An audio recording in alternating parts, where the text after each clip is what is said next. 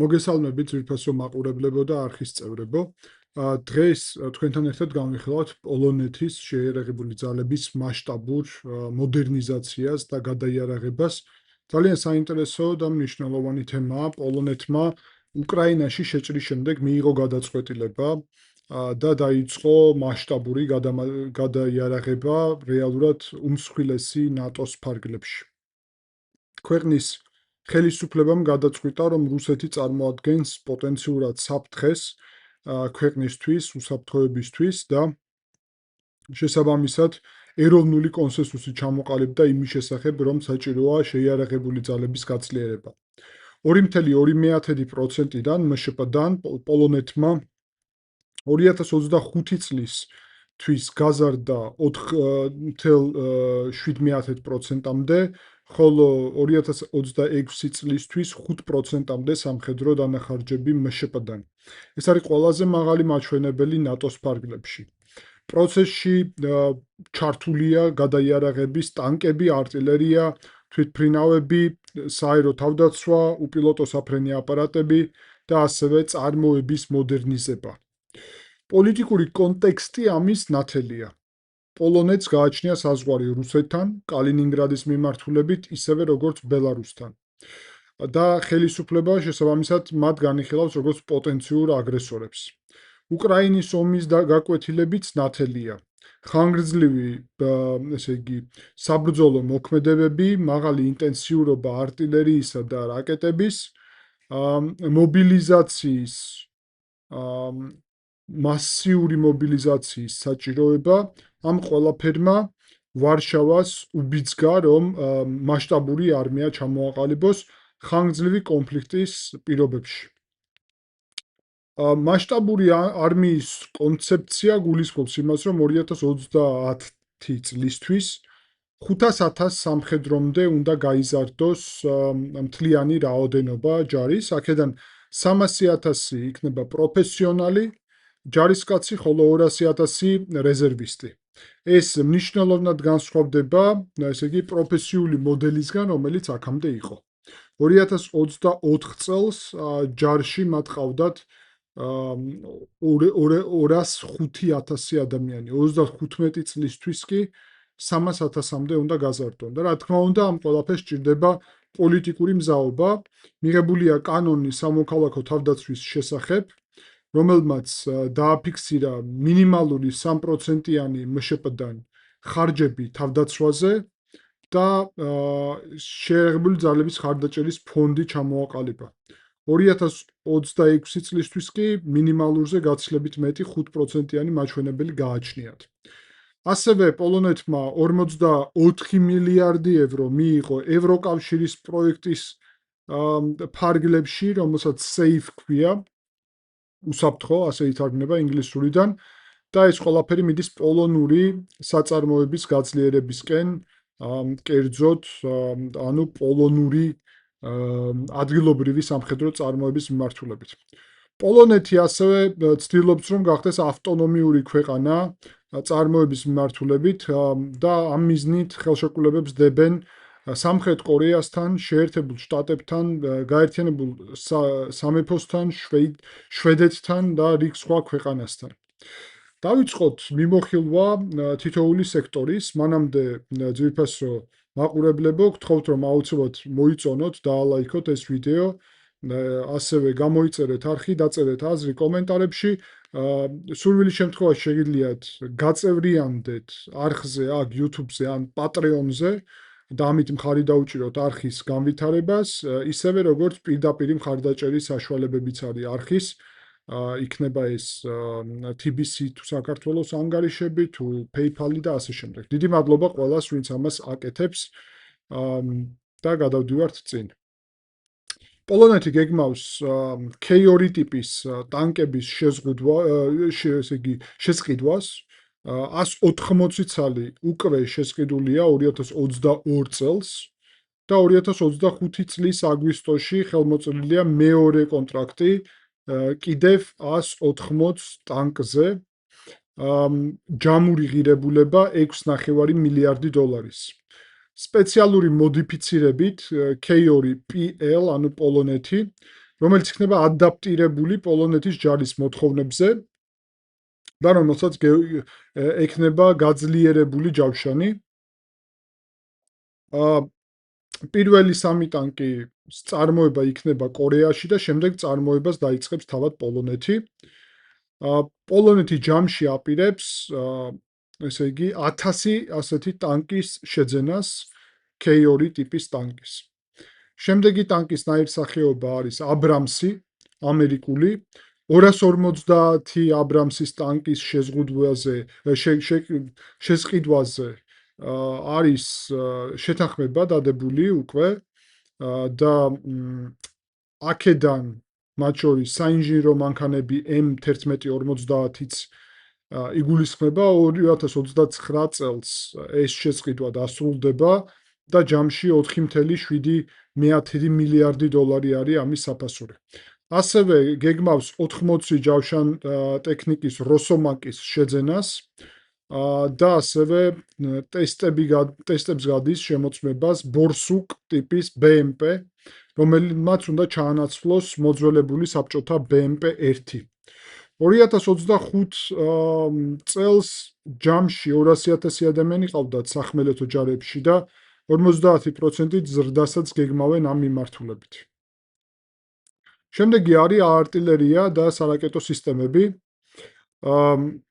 დავიწყოთ იმით, რომ K9 ტიპის არტილერიული სისტემები იყიდეს, კორეული ასევე, 212 ჰაუბიცა K9A1 კორეიდან 2025 წლის დეკემბერში. კონტრაქტი არის 2.4 მილიარდ დოლარზე და გულისხმობს ასევე მოდერნიზაციას K9PL ნაირსახეობის, ანუ პოლონეთის. 2026 წლისთვის დაიწყო წარმოება ისე კიდევ 460 K9PL პოლონურ ქარხანაზე ჰუტა სვატოვა ვოლა და ჯამში მოიცავს მორიგი 152 ასეთი ცალი შეიარაღება 2.6 მილიარდი დოლარის. პოლონეთი ასევე ადაპტაციას უწევს კორეული, ესე იგი, უკვე რეაქტიული артиლერიის K229 ტიპის ჩუნმო, ესე იგი, შესაძლებლობებს, რომლის მთლიანი შეწყიტვა არის 218 ცალი და ამას ემატება კიდევ 72 ცალი 2024 წლისთვის, ჯამში 290 ცალი. 2024 წლის ოქტომბრის მდგომარეობით, ესე იგი, სულ 42 ცალი ჰქონდათ უკვე. ამ სისტემებს შეუძლიათ 80 კილომეტრზე სროლა, ბალისტიკურ რაკეტებით 290 კილომეტრზე სროლა და ეხლა მიმდინარეობს შემუშავება რაკეტების 400 კილომეტრამდე სროლის. ხაიმარსები 2023 წელს შეთანხმება დაიდო 486 M142 ტიპის ხაიმარსის შესყიდვაზე, რომელიც პოლონეთს ერთ-ერთ ყველაზე მსხვილ მომხმარებლად გახდის აი ამ სისტემების. და ასევე, რა თქმა უნდა, პოლონეთი გეგმავს სახელმწიფო PGS-ის მეშვეობით საფრანგეთთან და გერმანიასთან, სამხრეთ კორეასთან ან თურქეთთან ერთად, ესე იგი 155 მმ-იანი ესე იგი ჭურვების შექმნისთვის ქარხნის აშენებას საკუთარი ეროვნული წარმოების. პროექტი აღმოსავლეთის, ესე იგი, დამცველი, ეს მათი ხედვა არის, ან შეგვიძლია ფარი, ესეც ვთარგმნოთ, აღმოსავლეთის ფარი, მიზნად ისახავს, რომ შექმნას ბარიერები და შესაბამისი კონსტრუქციები აღმოსავლეთ საზღვარზე რუსეთთან და ბელარუსთან. ამ ყველაფრის მიზანი არის საკმაოდ გასაგები, ესე იგი, მათ უნდათ მაქსიმალურად დაიცვან აღმოსავლური საზღვრები რუსეთის და ბელარუსის შეჭრისგან, თეორიული შეჭრისგან. ამისთვის ნაღმების ველებსაც ქმნიან და ამ მიზნით პოლონეთი გავიდა ოტავის კონვენციიდან და აპირებს, ესე იგი, სპეციალური 5-6 მილიონი დაახლოებით ქვეითსაწინააღმდეგო ნაღმების წარმოებას. ესე ძალიან მნიშვნელოვანია. ქვეითსაწინააღმდეგო ნაღმებს შეუძლიათ აქ მნიშვნელოვანი წვლილი შეტანა უსაფრთხოებაში თავდასხმის შემთხვევაში. ავიაცია. ავიაცია არის ძალიან მნიშვნელოვანი კომპონენტი. 2020 წელს დაიდო კონტრაქტი შეერთებულ შტატებთან 35 თვითმფრინავზე F-35A ტიპის ჯამური ღირებულების 4.6 მილიარდი დოლარი. მიწოდება დაწყებულია 2026 წლის მაისში, თვითმფრინავები მზად იქნება უკვე ბოლომდე 2029 წელს და თავდაცვის მინისტრმა კოსინიაკ კამიშმა განაცხადა, რომ F-35-ები სერიოზულად გაზრდის საერო ძალების შესაძლებლობის, მართლაც ეგრე არის ბუნებრივად და გააძლიერებს კავშირს შეერთებულ შტატებთან. ასევე პოლონეთი გეგმავს F-16-ების მეშვეობით მოდერნიზებას, ამისთვის გამოყოფილია 3.8 მილიარდი დოლარი 48 F-16-ის მოდერნიზაციისთვის და რადარების, სპეციალური რადარების და ტექნიკის, ახალი ტექნიკის განთავსებისთვის ჯამური, ესე იგი, ვადა ამ თვითმფრინავების სარგებლობის უნდა გაიზრდება 2058 წლამდე. ასევე მსუბუქი FA-50 თვითმფრინავები 48 ცალის შესყიდვა უკვე მოხდა. პოლონეთი ასევე გეგმავს 96 დარტყმითი აპაჩე ვერტმფრენების შესყიდვას 2030 წლისთვის. ასევე AW149 ვერტმფრენების შესყიდვასაც 2029 წლისთვის და სხვა ავიაციის განვითარებასაც ასევე ყიდულობს მძიმე დარტყმით დრონებსაც MQ-9A Reaper ვარიანტის. პოლონეთი ასევე აქტიურად ავითარებს საკუთარ საერო თავდაცვას. ამერიკასთან შეთანხმება არის Patriot PAC-3-ზე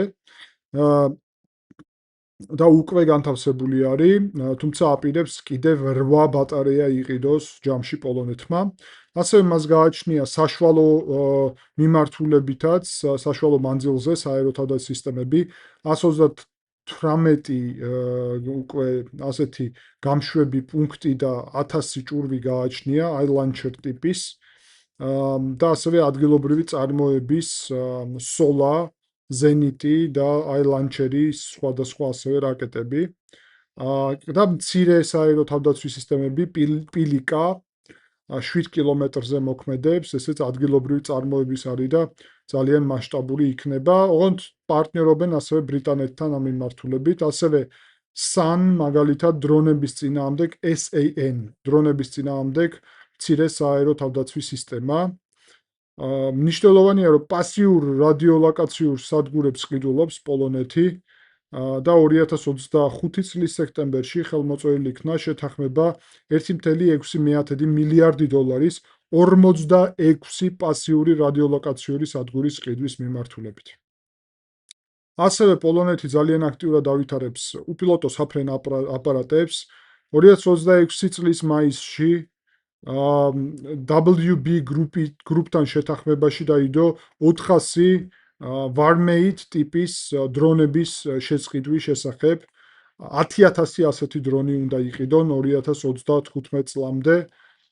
თითო არის 4 კილოგრამი და საათნახევრის ფრენის საშუალება გააჩნია. ავტოპილოტითაც იმართება GPS-ის გარდა ხელოვნური ინტელექტით ანუ. გლადიუსი ასევე ადგილობრივი წარმოების, ეს არის ძალიან მნიშვნელოვანი, 12 ბატარეა ასეთი უნდა იყიდონ. გლადიუსი მთლიანად პოლონურია და გააჩნია სხვადასხვა მაღალი ტექნოლოგიები და ახლა ქმნიან გლადიუს 2-ს. ეს არის მრავალმხრივი ესეთი საერო თავდაცვის სისტემები. Fly-Eye საერო თავდაცვის სისტემები 190 ცალი, ოღონდ ეს არის დაზვერვითი ძირითადად. და ეს პარალელურად უნდა იყოს გამოყენებული სწორედ სატანკო და სხვა ჯარებთან ერთად. შემდეგი არის პროექტი დრონების რევოლუცია, 55 მილიონი დოლარი გამოყვეს ამაზე, რათა იაფი დრონების წარმოება ისწავლონ, მათ შორის 3D ბეჭვდის მეშვეობით. საჰაერო, ესე იგი ფლოტის მიმართულებით მიეცჟნიკ ტიპის 3 ფრეგადის მშენებლობა მიმდინარეობს გდინიაში.